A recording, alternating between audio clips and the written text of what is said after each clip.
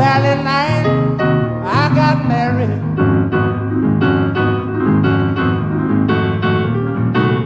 Me and my wife, we settled down. Now me and my wife, we have parted. I'm gonna take her downtown.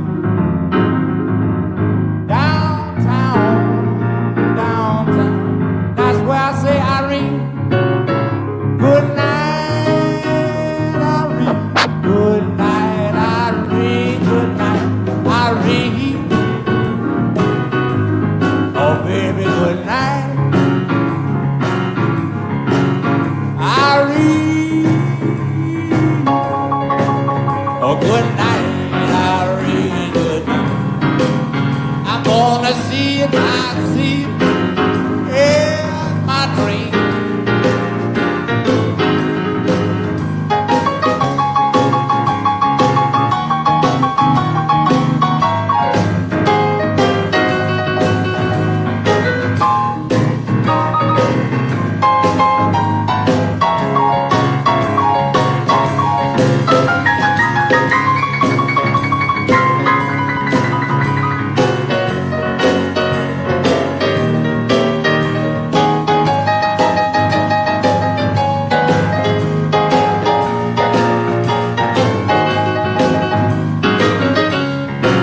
Sometime I live in the country.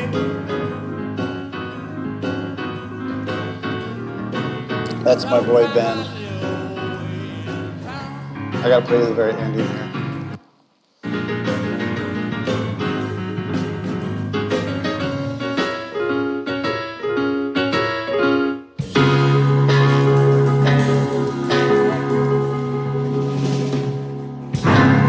Hey, thank you. That's from James Booker. It goes out to my good friend in the audience, Dr. B. Introduced me to that tune. That's right. That's right. That was for me. All right. So, might go see him play tonight.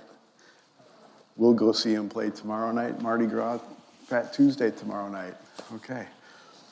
So, yeah, that's Ben. He was a student here, graduated a couple years ago now, and for a minute, he was a psychology major, and he took this class with me and wound up being a TA for me for this class, and good friend, and his whole family, friends of mine. So if you ever have an opportunity, like you do tonight and tomorrow, to go see Ben Levin live and play, he plays all over town, so I encourage you to do so. All right, that's my plug for Ben. How are you guys doing today on this still winter day?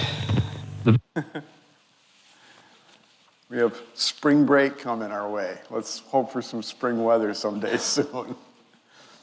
All right. Let's see, I don't have any big announcements to make other than, well, you know, at the end of next week, we can all take a little break, all right? So we'll have our exam next week, and then we won't have class next Friday, and so you get a little extended spring break. So anyway, hang in there for 2 more weeks, all right? Week and a half. Do you have any questions for me today? All right. I want to play at the very end of this. This was, 1974 video, all right? Low tech, low quality, but I want to play you I want to jump to about where we were, because there were some additional good sort of lessons here. So just refresh your memory. This was, that study, with that room that they made, where you could have a person stand on a floor that's on a trolley, inside of like what looks like a room that's suspended from above, and they can be moved independently or together in every possible combination, all right? And then they test adults and young children who are just new to walking, and learn about the differences, and to study it reveals the dominance of vision, of visual information. You have all kinds of tactile information about your body and its movements, or what's, how it's moving or being moved. But vision is so predominant, okay? And we'll especially see that when we get to the segment with children who have just begun walking, all right? They're quite brand new to using that tactile body information from muscles and joints. And, but they've been looking, their vision has been online for, well, maybe almost, well, a year, or maybe almost 2. And anyway, you'll see that and we'll explain that. So let me pick up about where we were. I think we were, we were only about here, I think. So anyway, you saw, demonstrated that we saw last time all kinds of combinations of, the floor being stationary and the room moving, or the room being stationary and the floor moving and moving together, or moving at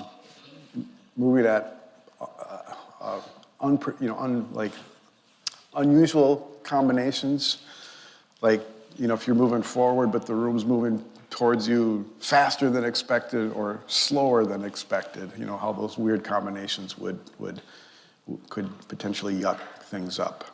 in the experience of movement, visual information for movement can and does dominate mechanical information. But what about balance?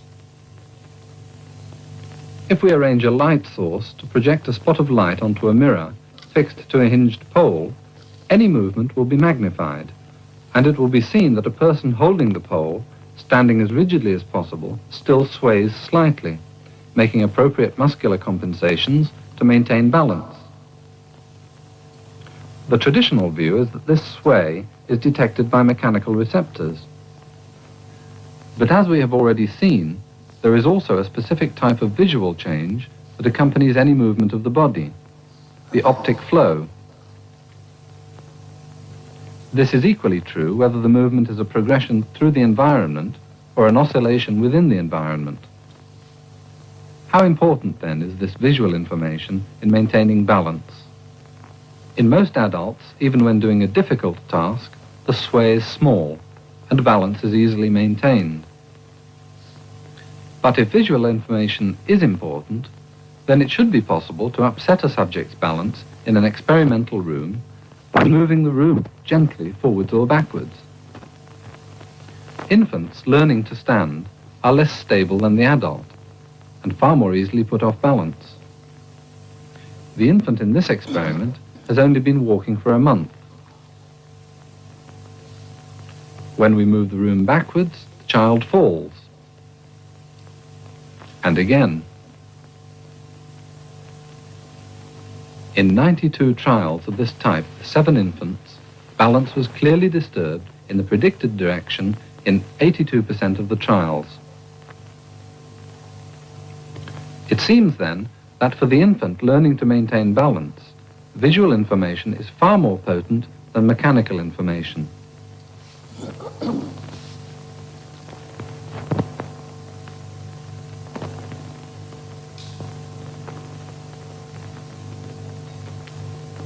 But the adult, however, is less sensitive to conflict between visual and mechanical information, and movements of the room do not, as with the infant, knock him over. But let us give him an unfamiliar balancing task, such as standing on a narrow beam.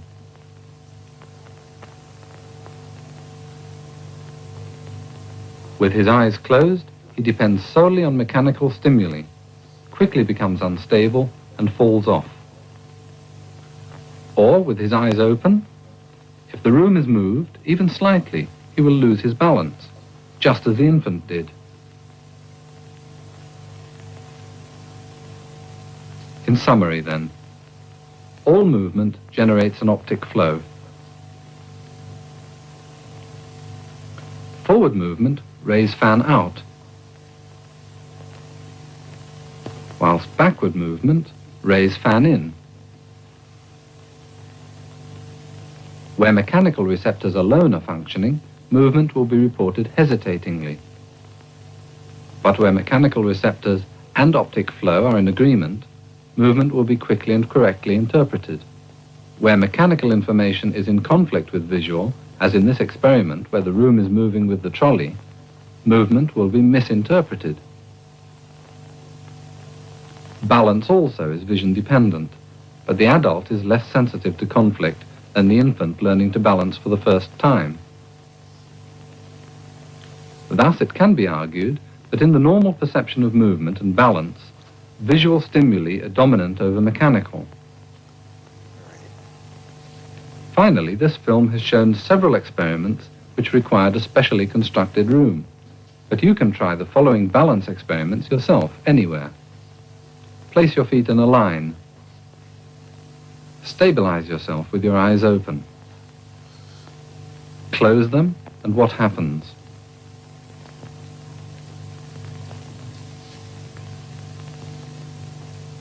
Pick up a weight, for example, a briefcase.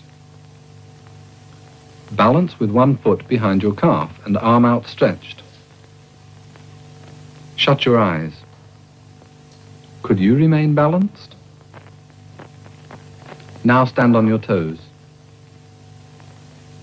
With clenched fists and your eyes open, bend your arms and punch hard. This one's a fun one to try. Okay, so nothing happened.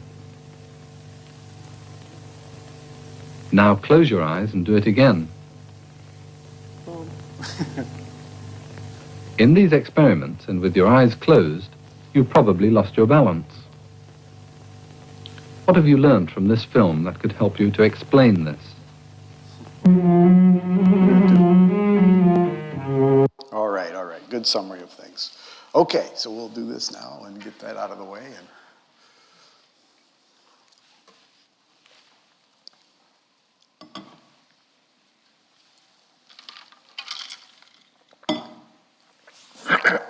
Excuse me.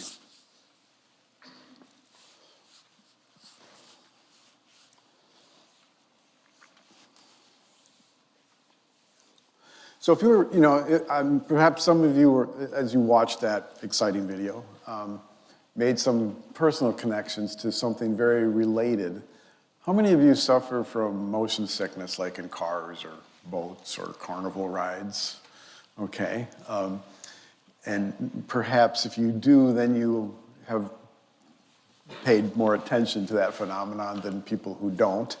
And maybe you already know full well then, and if you don't, this will help you, that it's the conflict between vision and the mechanical receptors that cause the motion sickness. Okay, we didn't evolve to move in those kinds of vehicles like boats and cars and carnival rides, and so when we're doing so, you're very much more likely to feel that illness if you are not attending visually. If you're not looking out the window, particularly at a horizon, or looking at the horizon, when you're out in a boat, you'll particularly feel it when you're inside the boat and you're missing the visual information about, the boat's movement. And so your mechanical receptors are getting information that the eyes are not in all those cases. And again, your vision dominates even over your well-experienced mechanical receptors. By now you're very experienced at walking and moving, and so you do use those better than the infants do. But still, vision is so much is so dominant. Okay, so again, the solution to motion sickness is, well, pills help. Okay, but just don't try to read in the back seat of a moving car or look at it. You look at your devices the whole time. You have to at least periodically look out the window and let your visual system properly detect the movement that's going on. All right, look at the horizon when you're out in a boat. Look at on a carnival ride. Be sure to look out and get so it prevents the mismatch between the two sources of information coming in.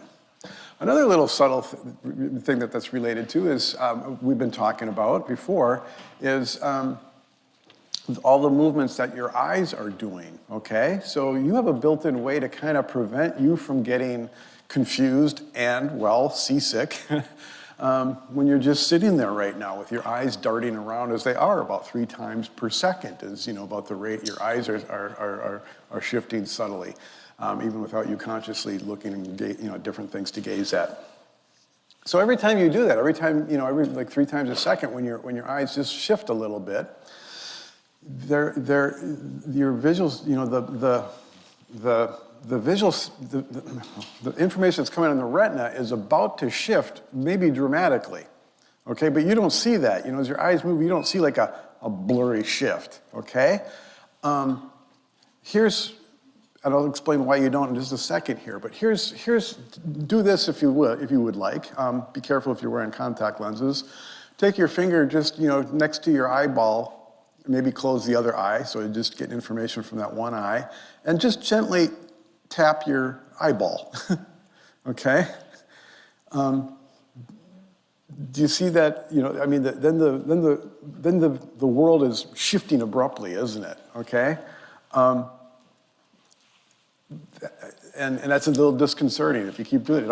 It almost makes it gives you like a little bit of the heebie-jeebies almost. It's not like don't keep doing it, you might get sick. All right, because that would be that's a mismatch between your eye muscles, and I'll get to that in a second, are not moving. You're artificially moving them. Your body isn't moving, or your head isn't moving, so you get a mismatch. The vision is changing, but you're not getting the other signals that, hey, I'm moving my head or my eyes normally. Okay. So anyway, 3 times a second when you do shift your eyes, lots of interesting things are going on. Your brain is, this is not conscious. You're not consciously thinking like 3 times a second, move your eye, move your eye, move your eye, move your eye.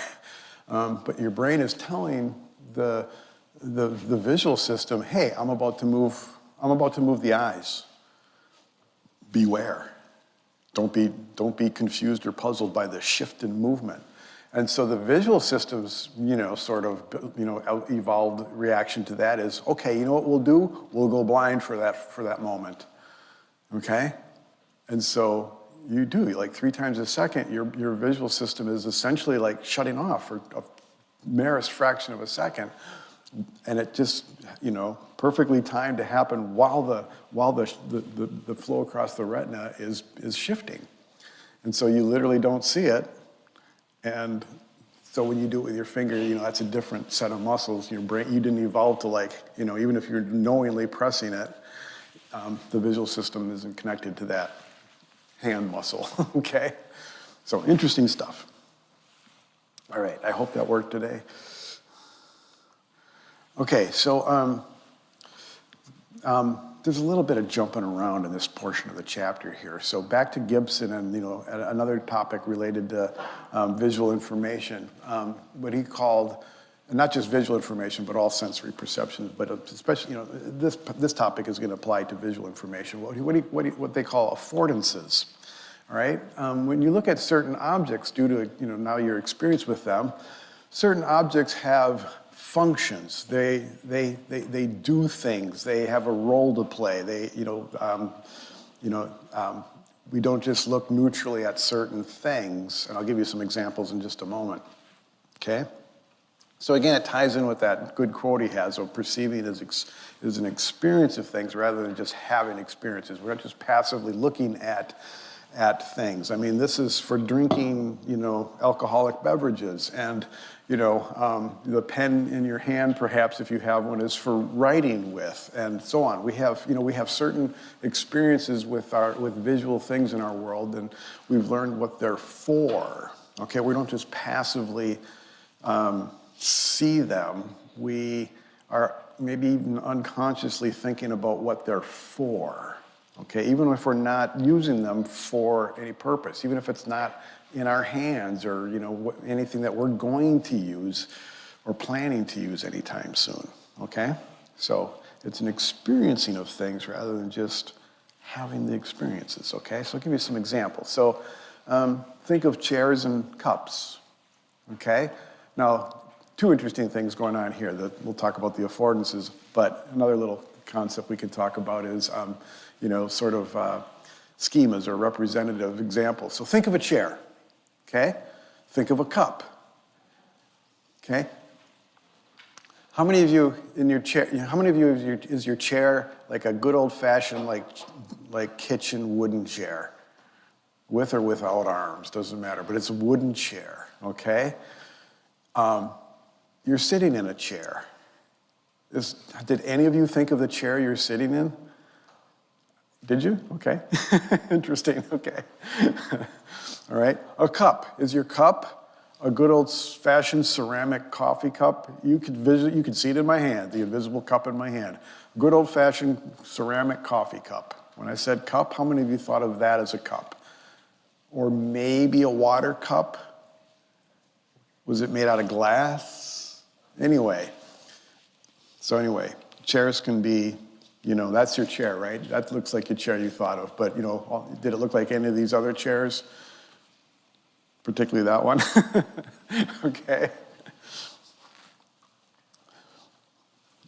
And there's the cup that you thought of, but, all right, so, a cup, so there's a representative chair and there's a representative cup, but, and a chair is for sitting in, all right? But every once in a while you use a chair for some other reason, like throwing your clothes on maybe, or, jamming under a doorknob to, prevent the door from being opened, or throwing through a window if your apartment's on fire to get out, or, every once in a while a chair might have another affordance, okay, another reason. A cup, is for drinking, but, maybe you store pens in it. Maybe you use it to throw at people, okay?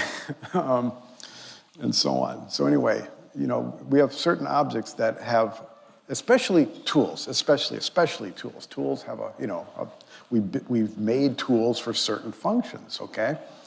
So we can see the brain at work doing this. I mean, again, it's not even a conscious thing. So this study takes advantage of something called ERPs, event-related potentials. You hook up EEG electrodes to a person. And the way this works, you have to present multiple images and then average them together, like on a computer. All right. And so this is time going across here, and then the relative voltage. It can be positive or negative. It doesn't really matter. So the electrical activity of your brain is going up and down. Okay. If you've all probably seen EEG recordings and how they just kind of look sort of all right. So again, you're averaging maybe hundreds, maybe even thousands of these together from either a single subject or multiple subjects. And then you can tie them in. They're called event-related potentials because you tie them into an event, like flashing an image on the screen, okay? So at time 0 is when the event begins, when the person started, when an image was flashed on the screen. Okay, so we're showing people, we got them hooked up like this, and we're showing them images of some tools and non-tools, different objects, all right? And they're given an attention, like a distracting attention drawing task, like just press a key anytime you see an image of a plant. So periodically, some of those objects will be plants, okay? You're not at all concerned or interested in the plants. This is just to focus their attention. So they keep looking at these images, all right? And keeps your attention, all right? So like I said, some of the images are going to be tools, and some are not. And some are going to be plants. And they're just kind of focusing on the plants, and they're irrelevant, okay? And so what we see is, when you average these together, you'll see the event following it differs a little bit. There's a difference in the activity of the brain, all right? In this image, let me check my color code here. So tools are going to be the red lines on here, and then blue is the non-tools, all right? So what we get interested in is this little time between 200 and 400, somewhere around 300 milliseconds. Sometimes this is called a P300, all right? Because it's a positive going influx that happens at about 300, between 200 and 400 milliseconds. All right, so even though you're not, you didn't tell them anything about tools, you didn't tell, they're just not even supposed to be, they're just only thinking about plants, all right? But the tools, compared to other things, do something in the brain. We look at tools differently because we have affordances for it. If it's a hammer, oh, that's for pounding a nail. Screwdriver's for screwing in the screws. A saw is for cutting wood. All right? They're not just, they're different. They have a task, okay? And so we just look at, we just have affordances for certain objects. This is the evidence of that. So it's just interesting that the brain is like primed, if you will, to look at certain objects a little bit differently than other things. Okay? Neat little study. Okay, moving on. Literally, the road ahead here is going to be looking at, the road ahead. We're going to take the rest of the chapter looks at things like walking and driving through the environment, finding our way from one place to another, reaching out and grabbing things and using them, and what we all love to do, people watching other people do things and take action. All right, so we'll look at those 4 things, the rest of the chapter here. So first, let's talk about walking and driving, staying on course, okay? Or as I like to call it, walking and not getting hit by cars, okay? As you know, I do a lot of walking, and I've had a lot of close calls, all right? This probably isn't funny, but I know exactly where I'm probably going to die, okay?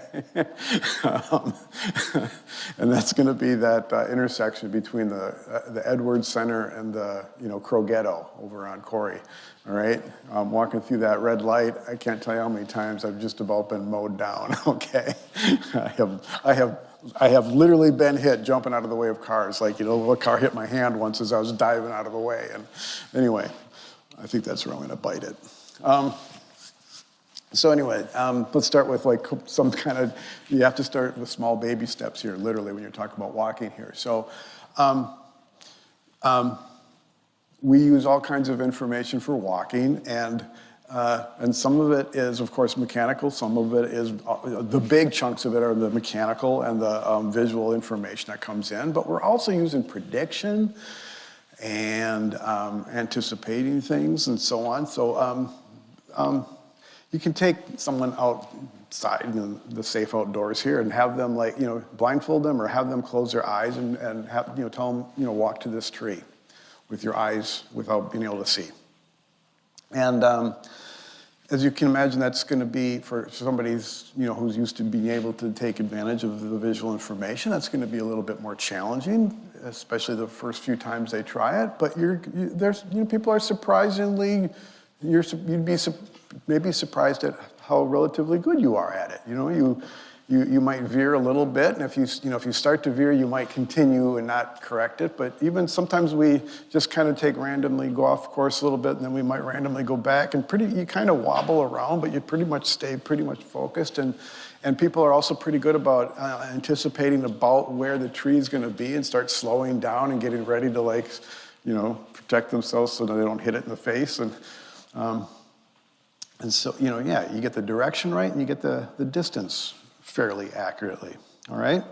And of course, with experience, you can get better and better at this, all right?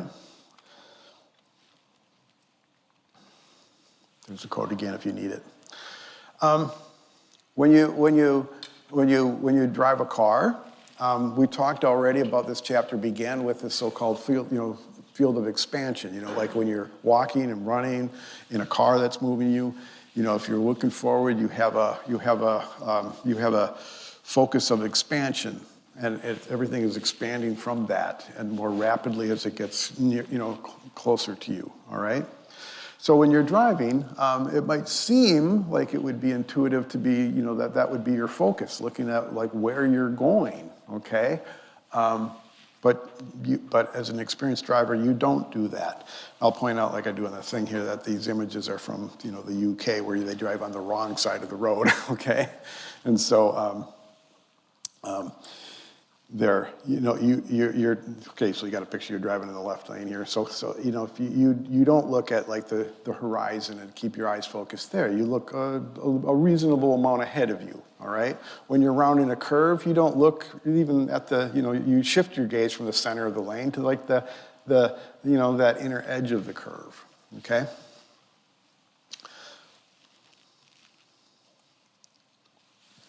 So, how do we navigate through our environments here? So, we call this wayfinding. When you're walking or driving or whatever, how do you know and how do you remember where to go if you need to remember where to go? When you don't know yet, all right, you literally get directions from somebody. You ask a friend, like, how do I get to your apartment, or how do I, whatever. So you do things like you call up MapQuest and you print out a set of dirt. No, you guys don't even remember. That was in the early days of the internet. There was this thing called MapQuest, and my God, it was life changing. You could look, you could get an address, and then it would print out a list of your directions, and you printed that. That's you didn't have phones with GPS, and my God, MapQuest was a game changer. All right, so you don't have to ask people for directions anymore. You just say, "Give me your address," and you let your phone can drive you there. Your phone can walk you there. It can get you there on buses and bikes. And anyway, you don't have to rely on your own sense of wayfinding so much anymore. All right. But when you do, you use good old-fashioned wayfinding. So you use other cues to tell you, like, well, how far to walk, when to turn right or left, you turn, and so on. Okay, so wayfinding is that kind of process that you or squirrels or any kind of animal is going to use to navigate its world, whether it's on the ground, in the trees, in the air, in the water, whatever. They're using some kind of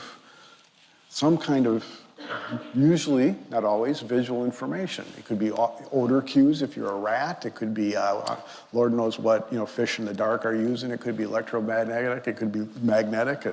Anyway, whatever sense is your dominant sense, you use wayfinding, okay? You use cues in the environment to tell you how to get around, and especially if you need to remember that, okay? So, some good old classic studies done like in museums. Okay, museums tend to be kind of like mazes. All right, you wander through, and so and these days you can do this simulated, right? Okay, you could do a computer generated wayfinding task, and so we hook people up to in functional MRIs while you project a wayfinding kind of scene like this. And the MRI can tell you about activity, of course, and what parts of the brain are active and to what degree they're active and when they're active, okay? And so, like if it was a museum task, it might be certain art on the walls or sculptures or something that are, in the rooms. Or it could be simple like this, and it could be like tables with toys on them, all right? So you're not tasked to look at the art or look at the toys or remember them or anything like that, but you'll tend to use information that's going to wind up being helpful for you to navigate, okay? So this is in this little scenario, you have a choice here. You can either take a left in that hallway or continue to go straight. You have a decision to make. Do I turn or do I go straight here, all right? You're going to be, your brain is going to get automatically active in a way, okay, this is kind of like the affordances with tools, all right? So in a way, this is going to be an unconscious thing. These are going to serve as tools, if you will, that your brain will use to hey, do I turn at this thing, or do I go straight at this thing, all right? So it's another similar example of those affordances. Your brain knows to use these cues, and so you're going to use the activity is going to be higher live while you're doing this, and then if you put them back in the task and they've got to now tell you maybe by pointing with a pointer or something like, hey, do you turn left or do you go straight here? The brain, there's going to be patterns of activity that match while they were doing it the first time and experiencing it, and while they were doing it when they have to make the decisions about turning or going straight, okay? And so you can also then test their memory for the random art or things that were there, all right?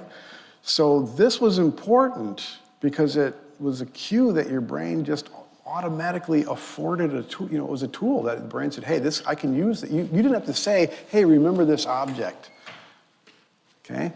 You might tell yourself that, but your brain's going to do it for you, okay?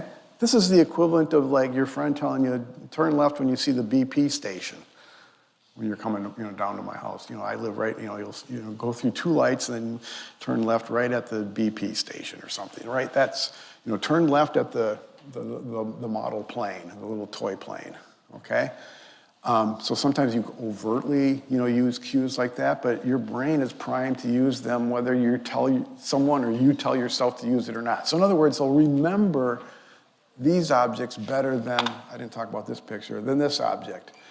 This is a no-brainer here. You have to walk here and you got to turn right or you're going to walk into the wall, okay? So this isn't a decision-making thing. Your brain doesn't have to doesn't have to remember this. So you'll be less likely to remember it. And again, you're not even telling the people at task, like, look, remember as many of the objects as you can. This is passive, latent learning that you can test them on later. Like, you can flash these images and say, did you see this object? Did you see this object? They're going to be more likely to remember seeing this one or maybe even be able to name it in a free recall than this little doohickey, okay? So good examples of like affordances. Sometimes we just use landmarks. We don't, sometimes you consciously do, like, okay, I got to remember, this will help me remember the BP station, helps me remember to turn here. But sometimes you just use them. You can probably think of examples of that where you've just kind of like realized like, oh that's right. There's this, this store is here. That's why I know where to go, whatever. Okay, so you'll see this activity in places like around the hippocampus, the parahippocampal gyrus, okay? That's a very, your hippocampus is really there to help you remember how to get around, okay?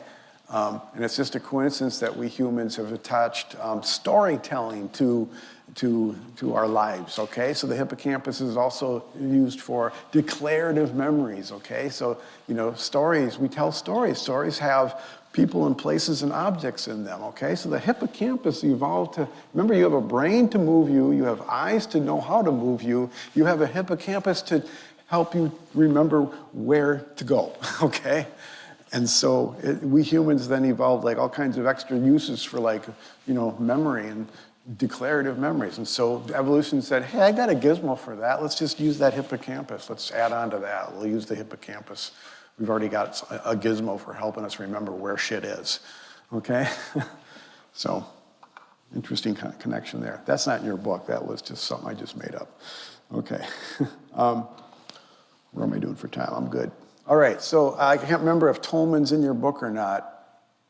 Anyway, this may or may not be in your chapter, but I'm going to talk about Tolman because he's awesome.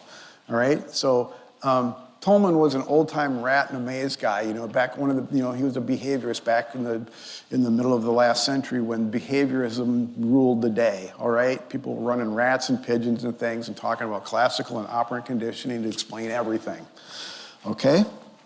And so his little simple task that was, as a behaviorist, which kind of like knocked behaviorism on its side for a little while and kind of opened the door for this so-called cognitive movement. He was one of the, he was not a cognitive psychologist, but he kind of like opened the door for cognitive psychology to come back and talk about like, hey, what is going on inside of the brain besides just classical and operant conditioning and rewards and punishments, all right? So in this little simple task, you got a little, T-maze like this. And you might put, like the first time you just put a rat in here, they're very curious. Rats are curious. They're going to explore this thing. So this rat, eventually goes randomly down every arm and takes a look, takes a sniff and a look around everything, okay? It's empty. There's no reason for it to do it. They're just going to do it out of, curiosity. Okay? Well, then if you put like, good old, put their food, put the block of cheese over in, in the bee chamber, all right? And give them some experience here. So the very first time they're in here, they'll, randomly explore. And sooner or later, they're going to go down there and like, oh, fuck, geez, I like this room, okay?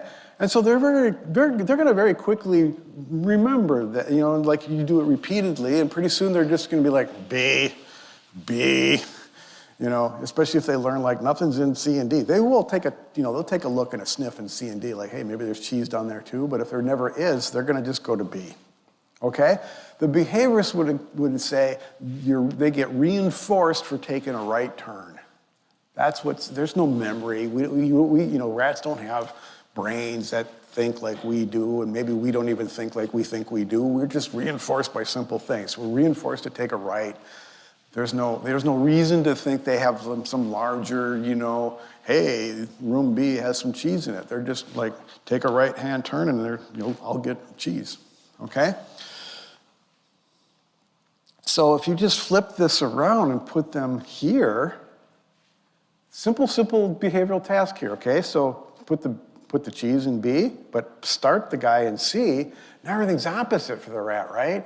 If he was just reinforced for taking a right-hand turn, he should run down here and take a right from his perspective and go to D. But he won't. The very first time he'll go to B. So that just like that little simple demonstration turns behaviorism on its, behaviorists are like, whoa. How do we explain that? Well, I thought he was just getting a reinforced for taking a right. He's going to get punished if he takes a right here. Nuts. Okay? So, Tolman called this, there's something deeper going on here that he called latent learning, okay? It was not just a reinforcement for a right. It was some concept or like a cognitive map. Like cognitive, we hate that word back then. That was a dirty, naughty word to use, call it a cognitive map. Okay, so others called it that. Okay, so anyway, Tolman was cool, all right?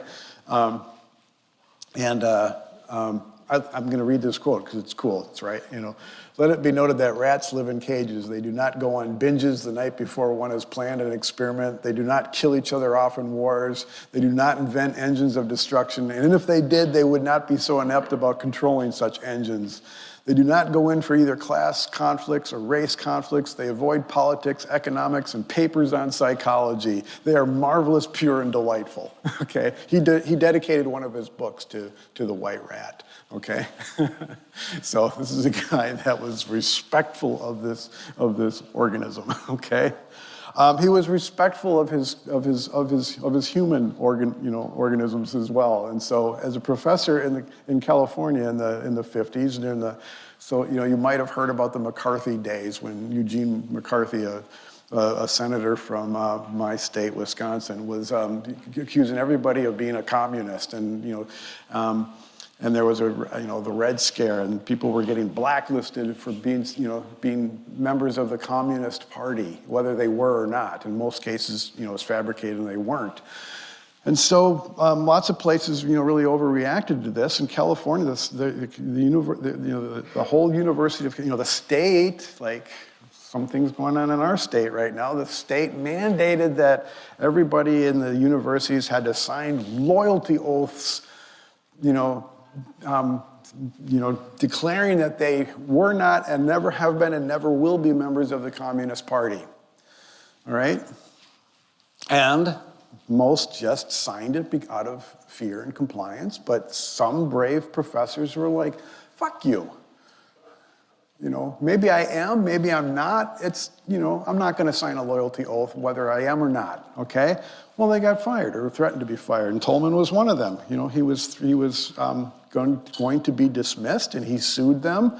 The case wound up going to the California Supreme Court, and he won got over, and the whole law got overturned, and a whole bunch of his colleagues all over the state, not just in education. These loyalty oaths were all throughout state government.